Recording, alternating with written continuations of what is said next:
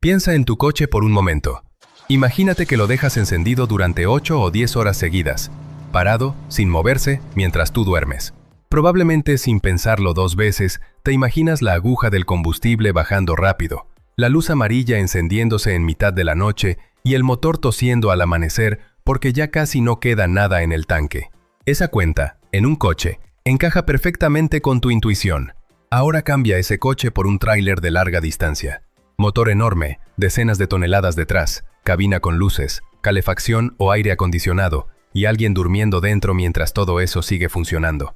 La pregunta lógica sería, si en mi coche se vacía el tanque, en un camión así debería vaciarse mucho más rápido. Y sin embargo, la realidad es la opuesta. Ese mismo camión puede pasar toda la noche encendido y, al amanecer, salir de viaje sin problemas, con margen para seguir cientos de kilómetros más. Y ahí aparece el verdadero misterio del video, porque la cuenta que estás haciendo en la cabeza no está bien hecha. No es que el camión sea mágico, ni que el conductor sea irresponsable. Lo que pasa es que estás calculando con la escala equivocada. Estás haciendo cuentas de camión con cabeza de coche. ¿Por qué algo que parece imposible cuando lo imaginas con un coche, sí puede cerrar sin drama cuando se trata de una máquina pensada para cruzar países? Ahí está lo interesante. Vamos a desmontar la cuenta paso a paso, porque hay por lo menos 3 errores escondidos dentro, y un cuarto que ya no tiene que ver con la máquina sino con la persona que la maneja. El primer error está en pensar que un motor encendido siempre consume igual, y eso no es así, ni siquiera en un coche. Pero en un camión, la diferencia es brutal. Cuando ese tráiler está en la autopista, empujando 30 o 40 toneladas a 90 km por hora, subiendo una cuesta y peleando contra el viento, su motor está realmente trabajando. Tiene que mover masa, vencer la inercia, levantar carga. Ese esfuerzo, traducido a combustible, es alto. Estamos hablando, en muchos modelos, de cifras que pueden moverse en torno a los 30 o 40 litros cada 100 kilómetros. Es una cantidad seria, y esa es la imagen que tienes en la cabeza cuando piensas motor grande consume mucho. El problema es que esa imagen es la del motor trabajando, no la del motor encendido y quieto. Cuando ese mismo motor está parado en una zona de descanso, simplemente girando para mantenerse vivo y alimentar la cabina, no está moviendo nada. No empuja, no sube cuestas, no carga, solo se sostiene a sí mismo. Y ahí, el consumo cae de una forma que casi nadie se imagina, hasta valores que se cuentan en unos pocos litros por hora. La intuición de motor grande igual a consumo gigante colapsa porque el motor no está haciendo el trabajo que justifica ese consumo gigante. Pero eso, por sí solo, todavía no explica por qué el tanque resiste. Y aquí aparece el segundo error, el más visual de todos. Cuando tu cabeza dice «el tanque se vacía», lo que tu cabeza está usando como referencia es un tanque de coche, 50, 60 litros. Esa caja chiquita que llevas debajo del asiento trasero. Sobre ese tamaño, hasta un consumo pequeño se nota, pero el depósito de un tráiler de larga distancia no juega en esa liga. En gran parte de la industria moderna, un solo tanque de un camión grande puede llevar entre 300 y 400 litros, y muchas veces no hay un solo tanque. Hay 2, uno a cada lado del chasis, conectados entre sí, sumando una reserva que puede irse fácilmente a los 600, 800 o incluso superar los 1000 litros. 1000 litros viajando bajo el camión. Una piscina pequeña de combustible. Cuando metes ese número en la ecuación, todo cambia. Un consumo pequeño durante una noche entera, repartido sobre una reserva que está pensada para mover el camión miles de kilómetros, ocupa una porción casi modesta del total. No es magia, es escala.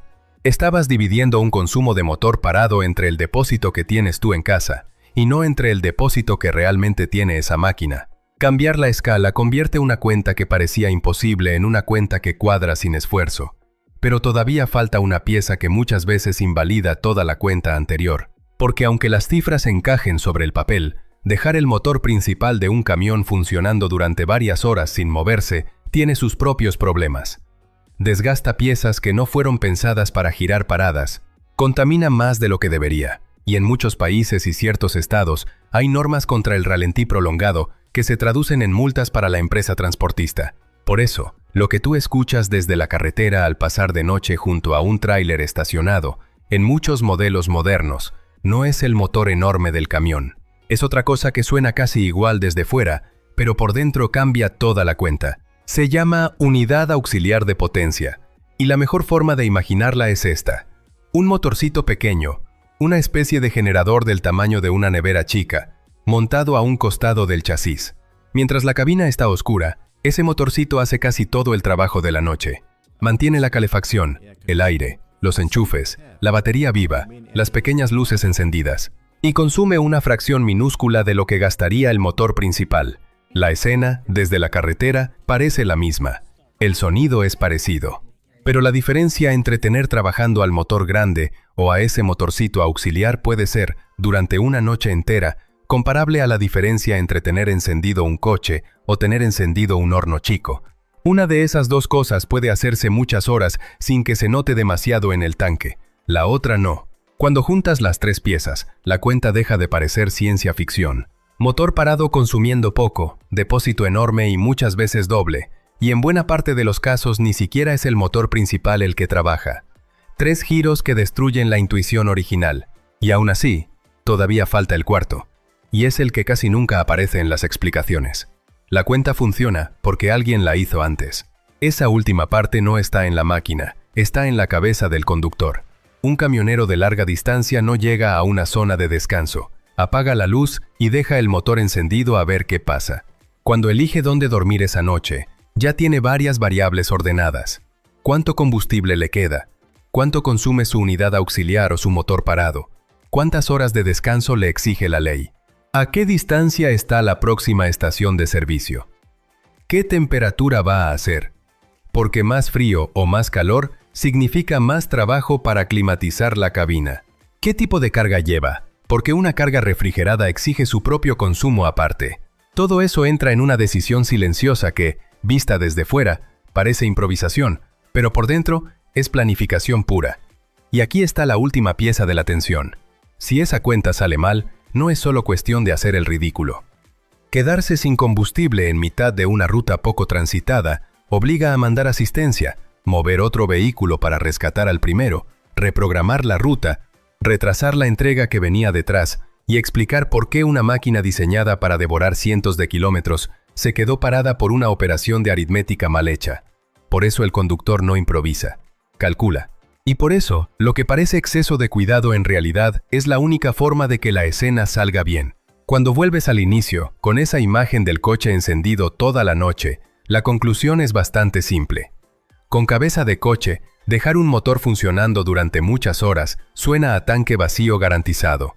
Con consumo de motor parado, depósitos pensados para miles de kilómetros, una unidad auxiliar que en muchos casos hace el turno nocturno y un conductor que llegó allí ya con la cuenta hecha, la escena se reorganiza. No estamos viendo combustible desapareciendo sin control.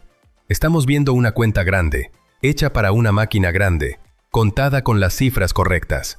Si te gusta entender cómo cambia todo cuando ajustas la escala con la que estás mirando algo, suscríbete. Aquí vamos a seguir mirando el mundo por dentro.